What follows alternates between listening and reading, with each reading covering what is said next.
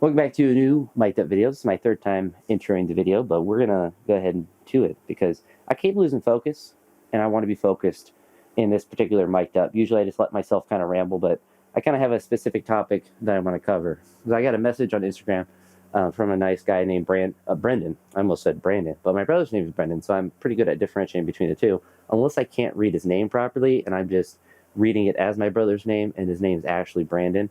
Pretty sure it's not. I'm pretty sure it's Brendan, but he's carpet gym weightlifting, and he messaged me on Instagram asking, what he could do to improve his technique, or what I thought things that he could do for his technique, and gave him my honest answer, which in hindsight might sound kind of snarky, but it's truth. That I said I think he just needs to get stronger and move faster, which is by getting stronger, and it's not. It's actually a compliment, or at least in my eyes, I view it as a compliment because I view his technique, from what I've seen, as good enough. And that's not good enough like they can't get better, but like when I look at his snatches, he did like a 190 pounds, so like a 86 or 7 8 whatever that is in kilos weight for the snatch. And when I look at him doing a snatch versus when I was doing that same weight for a PR, mine looked horrendous and his looks really good. And so when I see that, I'm like, you just got to get stronger, get better at snatch pulls, get better at all of the normal strength stuff, but also just get stronger in your positions. Let me do this muscle snatch here because I've wasted enough time restarting this video. So we got muscle snatches, some snatch doubles. It's a deload week for me, so I shouldn't be increasing the weight too much, but it's also pretty cold, so we're going to try to get some work in. Oh.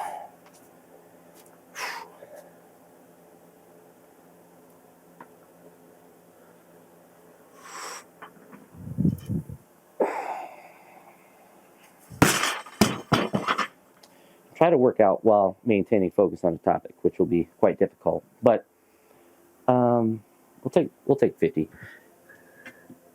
But what I meant by getting stronger and getting faster is that his technique is more than serviceable for the weights that he's currently lifting and more. The biggest limiter that I view is that his strength. And mine was always the opposite. I was always plenty strong. I think really to like this point in my lifting career, I was always strong enough to do whatever weight I wanted, but I just did not have good enough technique. And some could argue that, that's still the case, but I would say I've kind of gotten much closer to where my strength is and my technique is, and it being somewhat more balanced to where, I can need to improve my technique, but I also just need to get stronger. And it's a difficult place to be in because you have to work harder. If your technique is bad like mine was, I just improved my technique a little bit, I hit a PR. But if you need to get stronger, that obviously takes more time. And the reason why I think that for probably not just him, but a lot of people who are in a similar boat where they have good technique, they just aren't strong, is that they spend too much time trying to fix things that aren't really that important or aren't really manifesting in a sort of extreme way.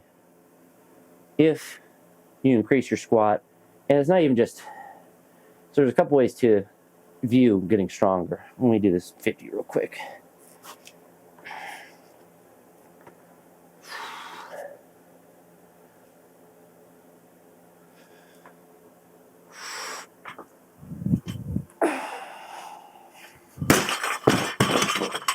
You can obviously view it in the classical sense of increasing your 1 rep max on various lifts. So increasing your squat, increasing whatever lift, etc., etc. But there's also the strength that I was able to develop when I was starting, or tried to develop when I started, that was more applicable to improving the Snatch Clean jerk, and that was my positions on the lifts, like a back squat or a front squat, the positions of my pulls, making it more similar to a clean and less like a deadlift, so lower hips, and trying to improve those positions. So not just deadlifting a weight to say I can deadlift a weight. I can't find the other 5 kilo plate because I'm blind, even with my glasses on apparently. Where did I put it? The world may never know. But while I'm searching for it, I was trying to assess if I could improve the positions that I was trying to get stronger at. So in the clean pull or the snatch pull, not just lifting the weight up, but trying to actually do it correctly and in a position that's more applicable and has a better carryover to my actual lifts. Plates are hiding. It's probably over here. No. All right, where'd you guys hide it? Be honest. I won't get mad. I'm kind of tilted. How do I lose a 5 kilo plate when I'm the only one that's lifting out here? It's kind of impressive, I'm not gonna lie. Because like my red, you know where I hit it? Right on the bar. I'm actually, maybe you shouldn't be taking my advice. I'm kind of an idiot. But I've been an idiot for many years, so some might say I'm an expert at that. But the biggest thing, or I keep saying the biggest thing, but there's lots of things that help. So obviously improving like the technique in the snatch and the clean and jerk and doing variations and that sort of stuff. And really any sort of like generic variation is going to help because it all works on different technical aspects that you need to improve at. But working on positions in your strength movements will not only help you increase your 1 rep max relative in that specific variation. So if you're trying to increase, say, your conventional deadlift, like, yeah, that's great, but you also want to be able to increase the amount that you can do in a clean deadlift. So like with a lower hip, similar to that, same with the snatch pull and snatch deadlift, but you also want to be able to increase the weight that's casual. So a casual weight, this would be a weight like this, that 60 kilos. It's not a super easy muscle snatch, but it's also one that I could do literally every single day, multiple times a day without any sort of problem. And it's not necessarily how every strength lift should be, but I'll give an example after I do this.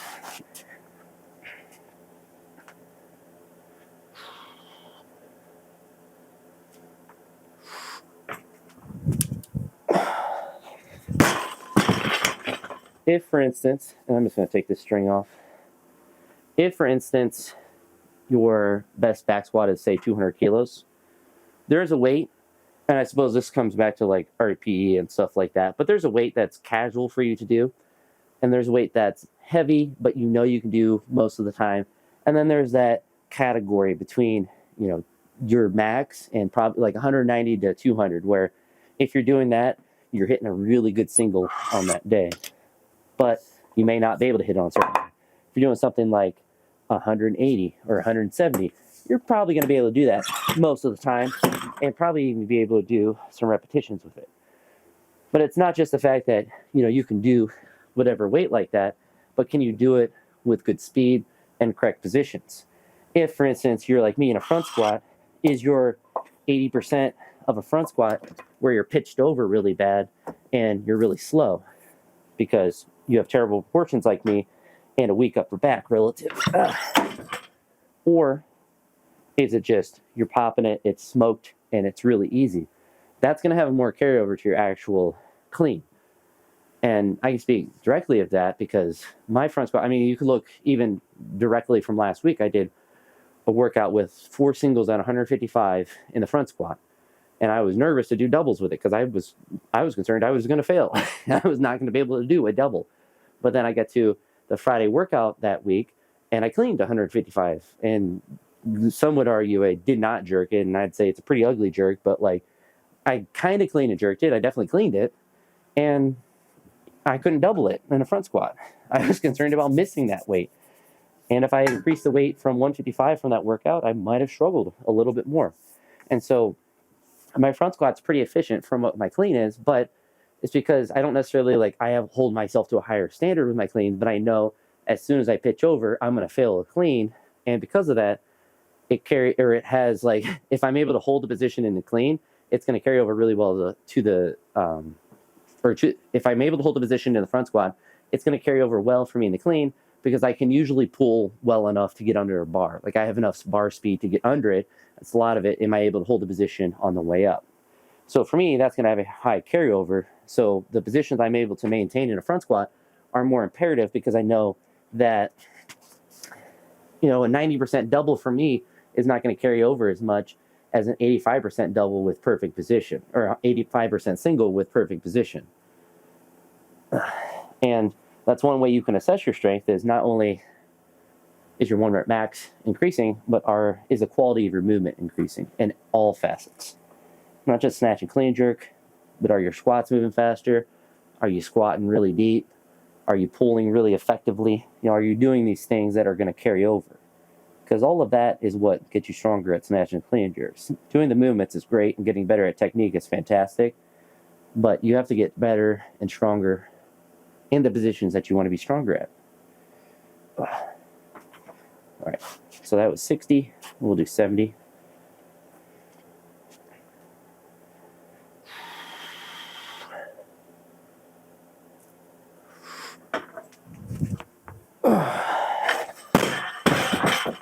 Not too bad. Knees are a bit achy, but I honestly don't feel too bad. It's more so that they're just cold. We're gonna do 80, and we might go up to 90 for fun. Since I got snatch doubles at 90.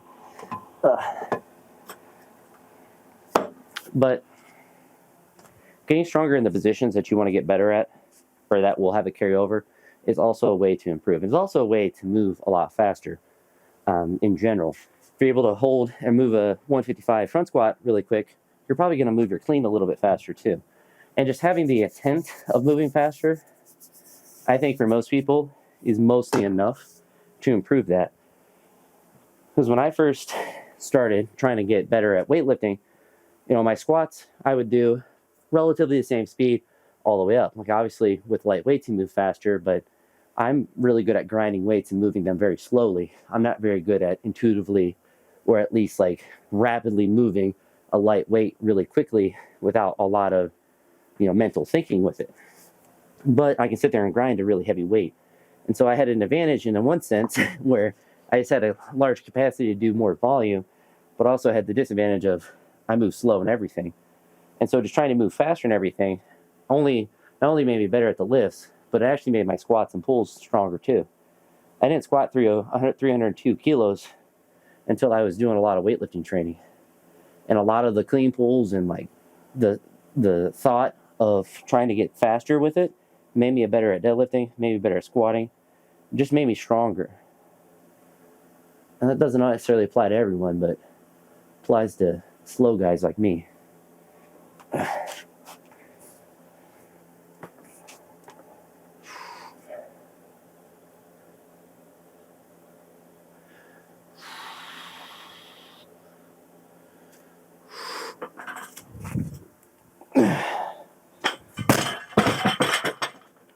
We'll stop there. There's not really going to be much more. I'm going to really grind out 90 if I do it. And I ain't trying to do that today. But that's kind of my rant about why it's important just to get stronger. Especially, I mean, if you have good enough technique. Good enough in the sense that there's not a glaring issue that you need to fix. But while you get stronger and faster, you can also work on your technique and find variations that are good for you.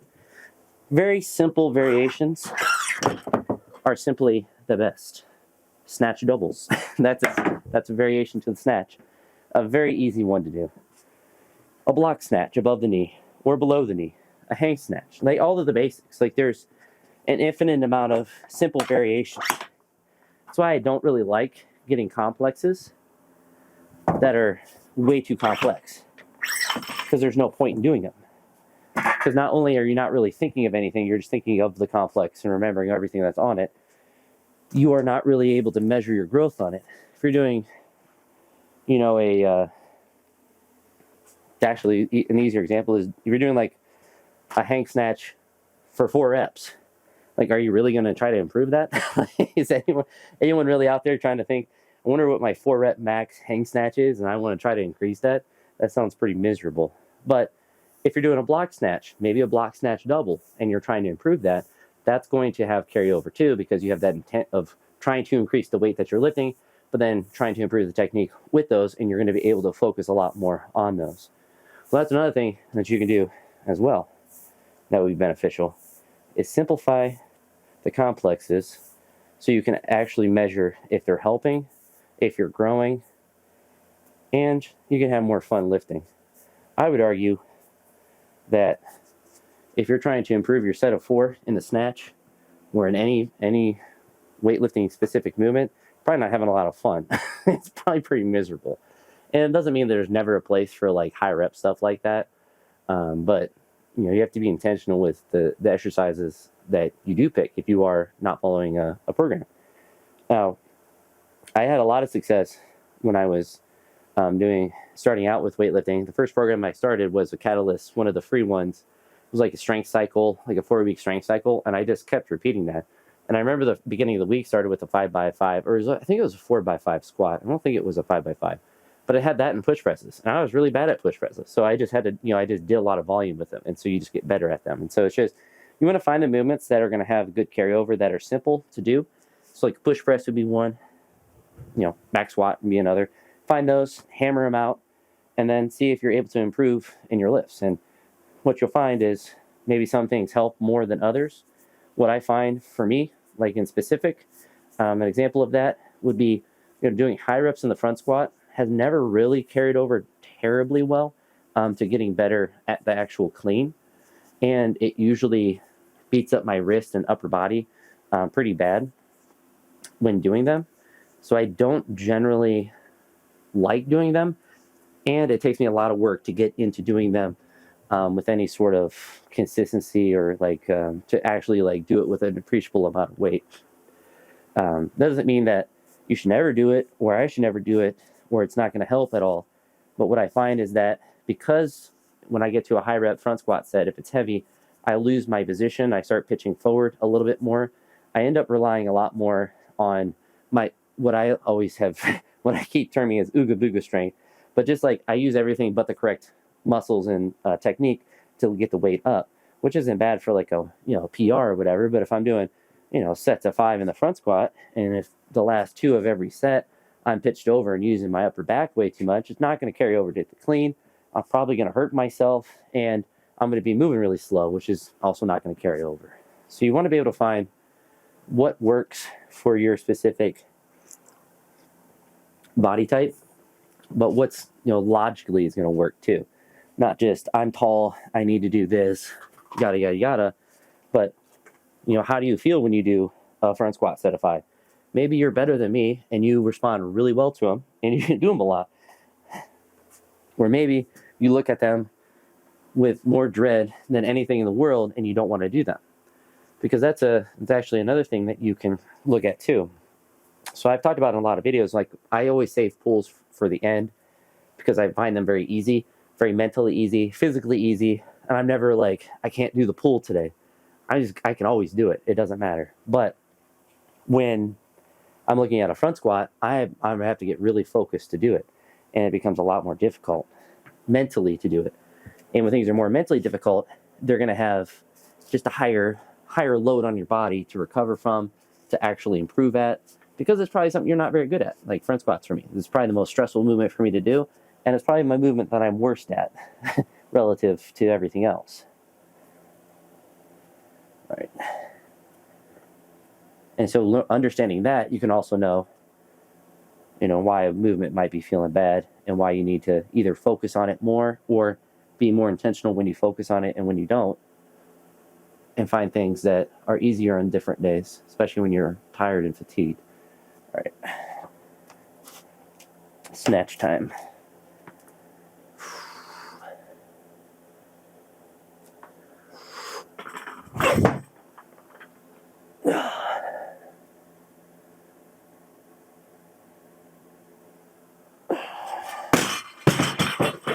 That doesn't feel very good, but we'll go up to 60. We'll keep her rocking and rolling. I'll try to move a little bit faster. I don't have to move terribly fast, but because the snatches are at 90 and it's 4 doubles. And then everything else is really light. I think I originally had push presses at 75 kilos, but I changed them to overhead press just because it seemed kind of silly to do it that light with a push press. And then I have some really light front squats, which I'm actually not looking forward necessarily, but I think they'll be really good. It's like set to 4 at 105. So it's actually kind of a perfect weight to really get back into doing more front squat reps.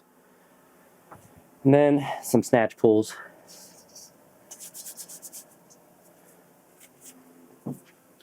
So theoretically, not a difficult workout, but kind of like how I talked about at the beginning, just don't have a, maybe it's one of my previous intros that I deleted, but just don't have a ton of motivation on weeks that I know aren't going to be heavy, at least to the end.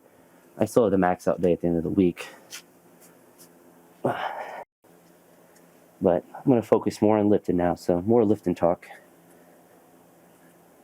So get stronger, get better technique than I do. You'll be Gucci.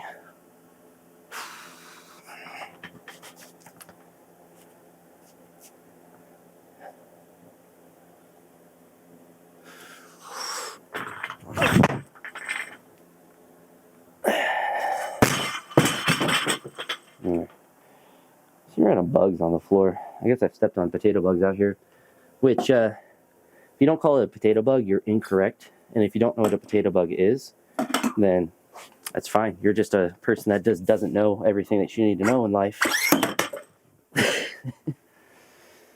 And I'm not telling you what a potato bug is. But if you know, you know. And if you don't, you're a nerd. But it's all right. You can be a nerd. You just are not a very smart nerd. Let's see. So 40, 60, 80, and then we got our working sets at 90. Probably one of my favorite things is wearing a winter hat to train is I can keep my glasses on and they don't fly around. So I have the gift of sight. Normally I'm blind, pretty blind, unless I got my glasses.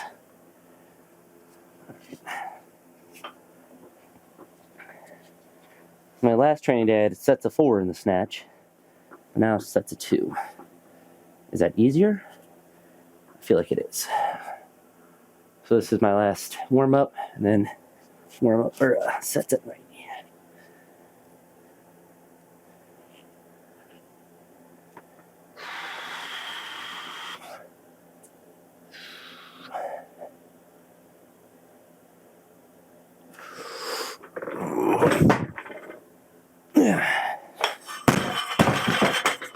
Man, my knees are sore. Everything's kind of sore. I feel like I'm moving pretty decent though. You know, I got a new phone. I went with a Google Pixel. It's like 7. And it actually functions really well. Pleasantly surprised that I would say in a lot of ways it works better than an iPhone. So I'm excited about that. And the possibilities with Android. Being able to potentially do more different stuff. But what I don't like on the Weightlifting AI app is the swapping exercises just doesn't function properly with it, frankly. It just doesn't. Like you can swap it and see the movements, but then when you click it, nothing happens. So then you're just stuck and you have to close out and it doesn't actually swap. So you can still swap, but you have to pick, like build your own complex with it. So it's just an extra step. And then it doesn't have, you can't like easily swap back to the original. So I don't say it's not an app flaw. It's just a flaw with the Android version. And I still have my iPhone, so I theoretically, as long as I was on Wi-Fi, I could still use it for it. But you know, it's not an issue that would be like I'm not using this app anymore because of it. It's just like something that you just have to pay attention to when you're swapping, or to just be more intentional when you're swapping to make sure that you're doing it right. Not too big of a deal, but yep, snatch, 4 sets, front squat, 4 sets at, it says 107. I might actually just do them at 105. And then clean pulls at 125 and strict press. So I should be able to do this workout pretty fast. What I'm actually going to do is swap this battery out, make sure I'm not going to, are we chilling? I think we're chilling. I'll pay attention to. So if there's a cut in the video, then it will just be because the battery was dying. I do have the other one charged, but we'll see if this one's good. So let me have first double. Hopefully make it look good. I don't know if that's a bug or a piece of wood. And because it's a deload week, it's not going to increase it for me. And I'm going to hold myself accountable and not increase it myself, because it is good to have a deload week every once in a while, or at least a week where you don't just go crazy every single session.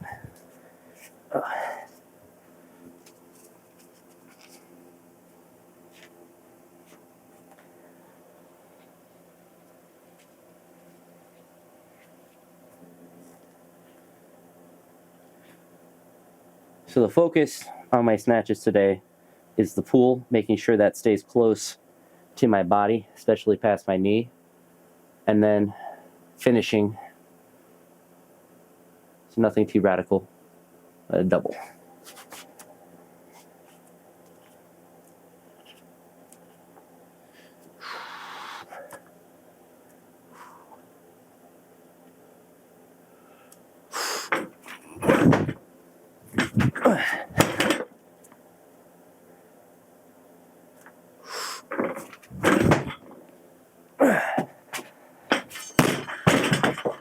We'll have to talk about that first rep. That was definitely a miss. Not a miss, I should say. It's 100% a make. My Freudian slip. I was kind of forward. It was one of those, I would say, a shed miss, to where I probably would have had to step forward, and don't have the space to do that. Nor am I going to do that when I have a rep. But we'll do it better on the next set. So that'd be one. It doesn't really matter for this week in particular, because I can put all the white lights I want, so now I can increase it, but that would definitely be like a 2-to-1 set. But we'll do 3, because it doesn't matter for this week, for deload weeks. As you notice, I'm not resting much. I'm going to try to do it pretty quick. That's, I suppose, another benefit of a deload week, is you can kind of push yourself from a cardiovascular standpoint a lot more, because you know you're not increasing the weight, and the weights are generally going to be manageable, so you should recover from them faster, and you can kind of make it more difficult through the cardiovascular exertion, which is pretty good to do at different times. All right, we'll do a better set.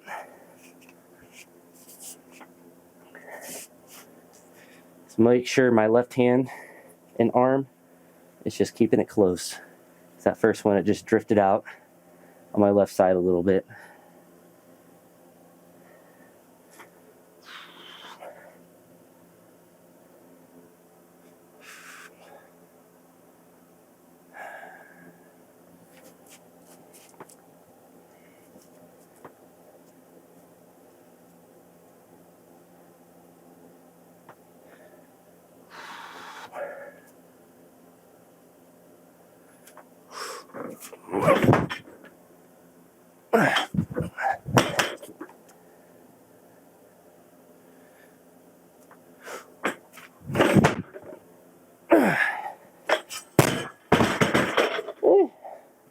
Feels heavier than it should, but it's better than the first set.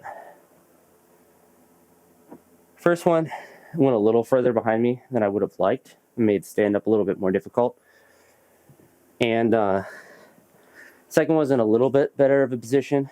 I just kind of want it a little bit more back, but I did stand up the second one a lot easier. So definitely closer to being correct.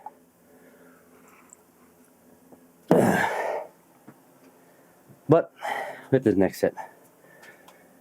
One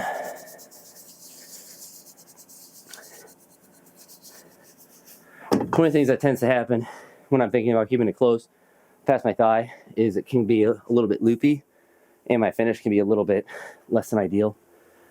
So I want to make sure that we're just doing a normal pull and just keeping it close the whole time, and not trying to just John North it against my hips.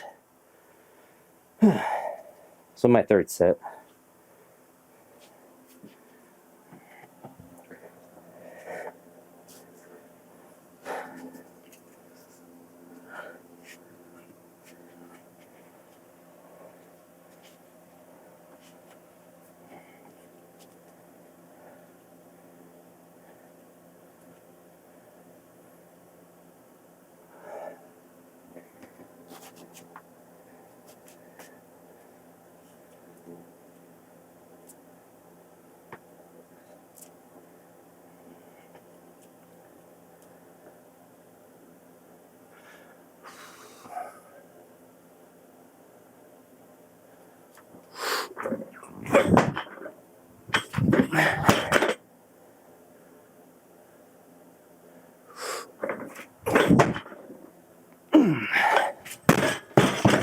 second rep was my best one of the now 6 that I've done. I'll make that last 2 hopefully look like that for both. I just kind of had everything in the right symmetry. I don't feel particularly great today, so it's definitely good. It's not supposed to be an important day. Big heavy day of lifting, I should say. But one more set, and then some front squats. It's actually warming up really nice out here. I'll probably take my sweatshirt off after I do these snatches.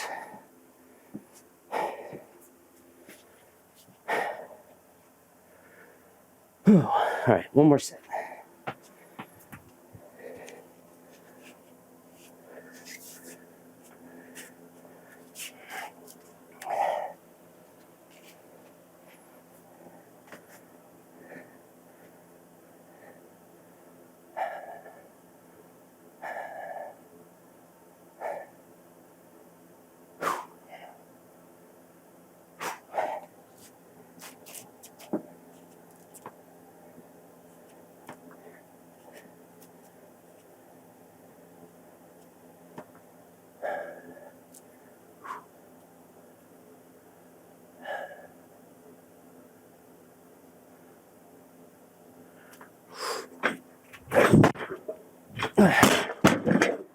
I was thinking too much on that one.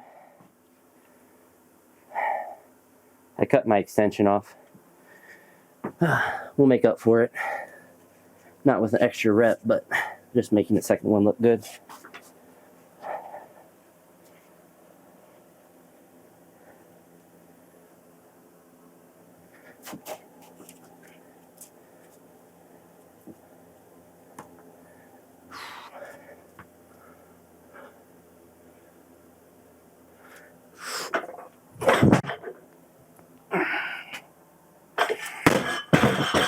So, kind of a crappy set to end on, but it is what it is. We'll give that one a 2 to 1. So I know if I put him, well, might not for this week, but first one was certainly not very good, but didn't have any room to walk it forward. I don't think I would have been able to anyway, but wasn't even a thought. Oh, that rep sucked, but the second one was good. All right. Whew, little front squat action time.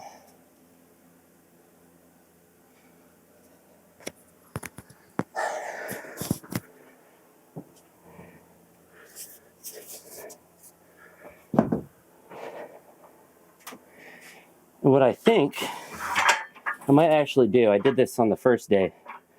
Instead of doing multiple sets of 4, I think I'm just going to do a set of 10. I think for the back squats I did like 15. Maybe I stopped at 10. I'm probably misremembering, but I did a high rep set. And, well, sets of 4, that sounds like a ton of fun in the front squat. I'd rather kind of just get it all out of the way and just do one big set. And potentially do clean RDLs like I did snatch RDLs on Monday, or I mean on Sunday, on the Monday workout that I did on Sunday. And then potentially do a big set of presses and really expedite this workout. Because it's a deload week, and as much as like sets of 4 are probably fine, I don't think it's bad programming. I kind of want to challenge myself a little bit, but not with weight, but with the cardio. So we're warm up. Honestly, I'm just gonna do 60 and just go right to 100. So we'll lower the weight a little bit from the 107 that's programmed, and do at least a set of 10, which for the weight is should be manageable.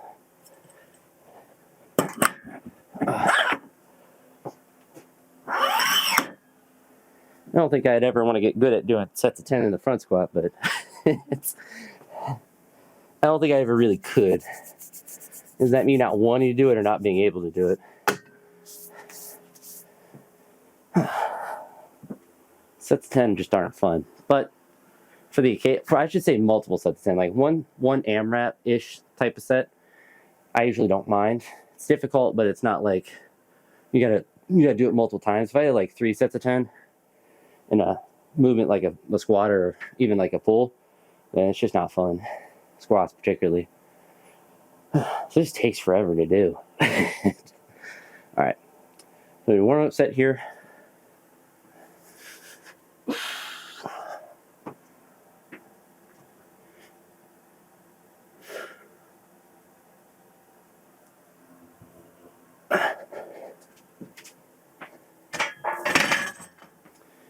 You're right. I gotta do 110. We'll say we do 110 for 10.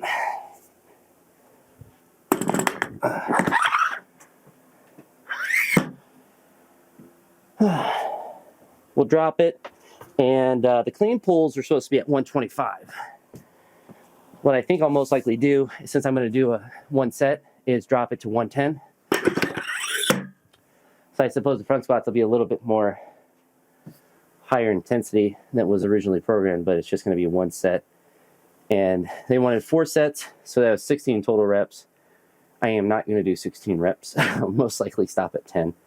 But we'll see how they feel. I'm not going to put a hard number on it, because I don't want to be disappointed if I do 3, but we're going to see if we do 10. I have a feeling that once I get close to that, my front rack's going to start to collapse and start to not, I'm essentially going to lose my grip in my front rack. That's usually the first thing that happens, is not even me pitching forward. It's like my hands just start to like lose tension. So then I'm essentially doing a zombie squat, which under the circumstances of being really fatigued is certainly not ideal. But all right, so we'll set the minimum at 5. Obviously, if I feel something weird in my back, then it could be 1, but we'll try to do greater than 5. We're going to aim for 10, but be fine if like something starts to hurt or something and settle in for a little bit less. So let's hit 10 and then drop it, do some RDLs, throw it back on the rack with 60 kilos, do some presses.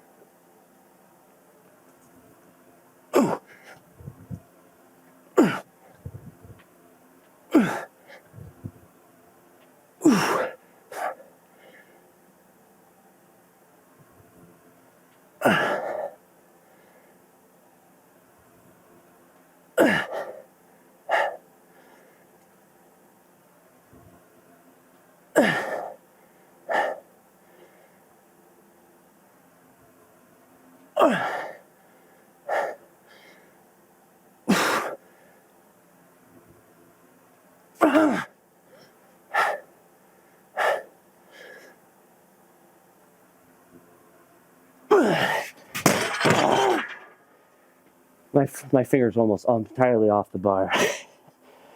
I felt my back randomly on like the 6th rep. I think that's just because I let myself get loose a little bit. But then reps after that, muscle-wise felt fine. With my front rack, I barely had a finger on the bar. I don't know what we give that.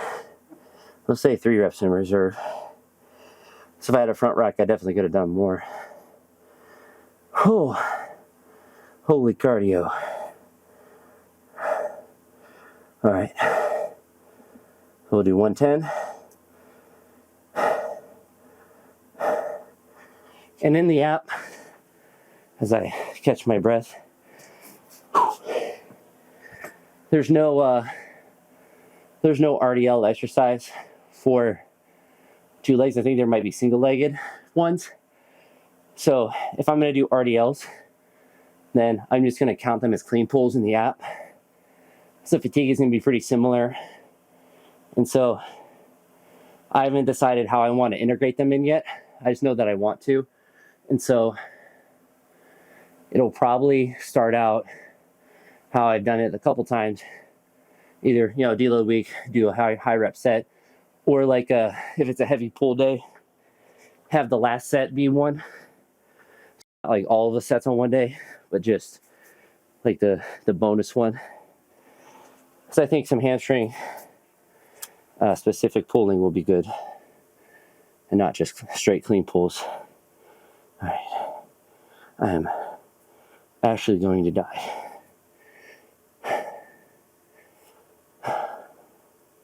That was brutal. And it's like, right when you finish, that wasn't so bad. And then 10 seconds later, your lungs start to burn again. And you're like, that was that bad.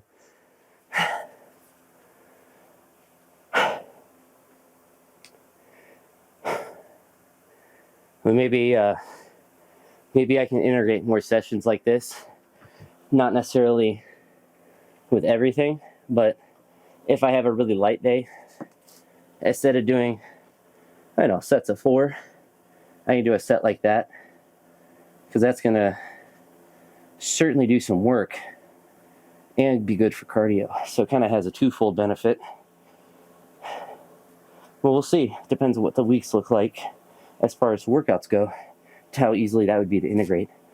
But the clean pulls would be a lot easier. So for instance, I did it the other week. I had 4 sets of triples. And so then on the last one, I just made it a clean or a RDL set and just did it with the same weight. Because thankfully, I don't know if this is different for other people, but my RDLs, whether it's for a snatch RDL or clean RDL, is always more than what I can do for just a regular clean pull. And so doing the actual weight is actually like a similar relative percentage that would be appropriate. So it's not like I'm working super hard at them. All right.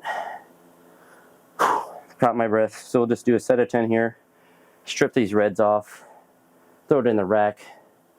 And then do a set of 10. Probably can go crazy on the pressing. And do 11. All right. So I guess, I don't know, these are between an RDL and a stiff-legged deadlift. And sometimes I touch the ground, sometimes I don't. Just trying to push my hips way back. Try to use my back as the hinge to pull from. And so you're kind of just pulling your back tight, shooting everything back. It's very intuitive of me to do because I try to do it on all my lifts naturally. Because I'm bad at squats, so just do a bad squat. That's the best cue for RDLs. You know how you're supposed to use your legs in a deadlift and a pull? Just take them out. Only your lower back and hamstrings. All right. So flat back in a pull. My breath is fully caught.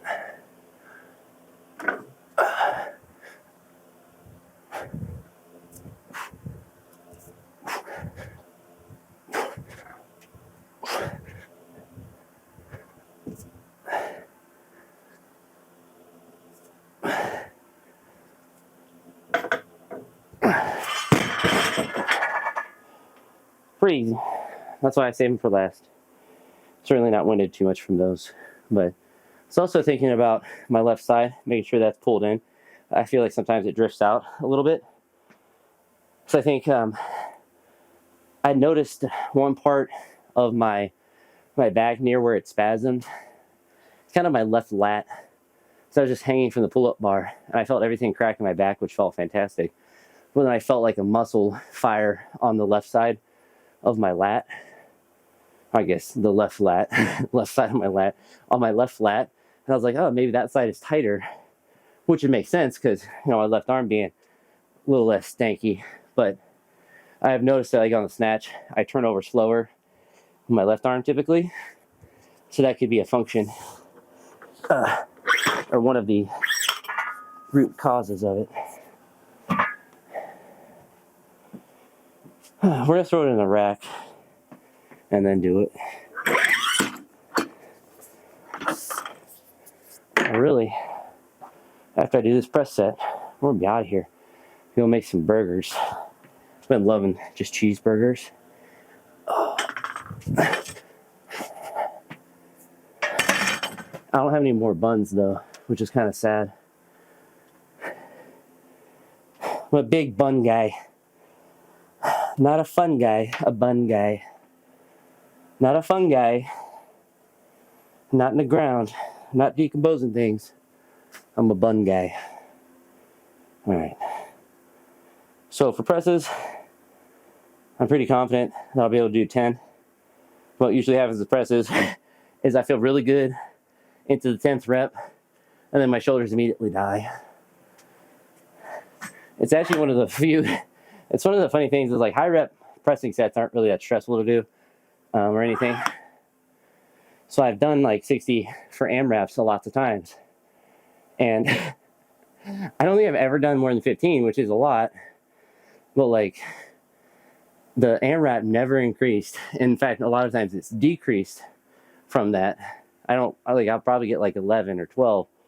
And my press overall has gotten stronger. And it's not through high rep sets of the press.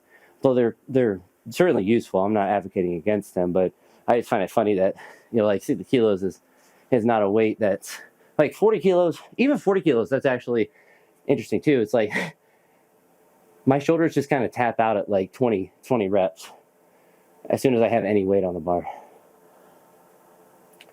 But we'll get this set done. We'll do at least 10. And we'll do them cheater touch and go reps. All right.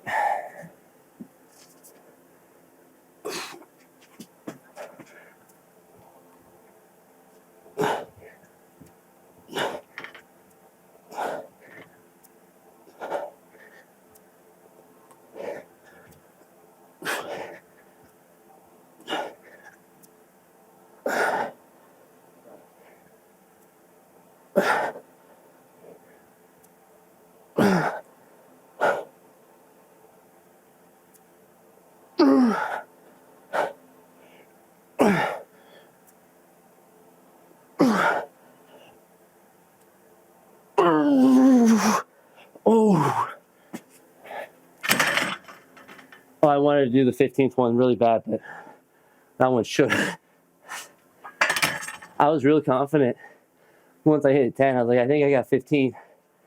Then that 14th one, all the contractile tissues in my body said, "Nani." But, whew, ended up being a good cardio session. But hopefully the first part of the video, you know, kind of gives more insight about some of my thoughts with the improvement in weightlifting and the focuses that you should have at different junctures or focuses you have different ways.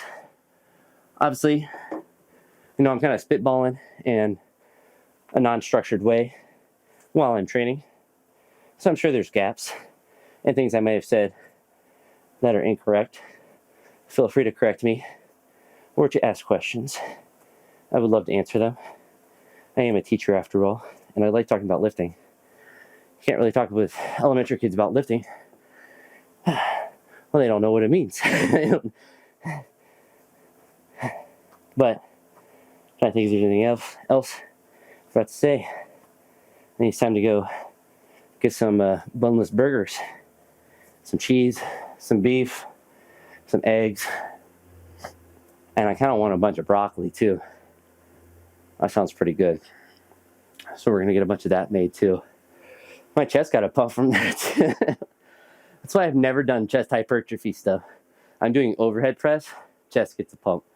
It's just like my low back for like, that's why my deadlift has always gone up when I was doing mostly weightlifting training. It's like I've gotten better at pulling and more efficient, but like everything I do gets my back stronger.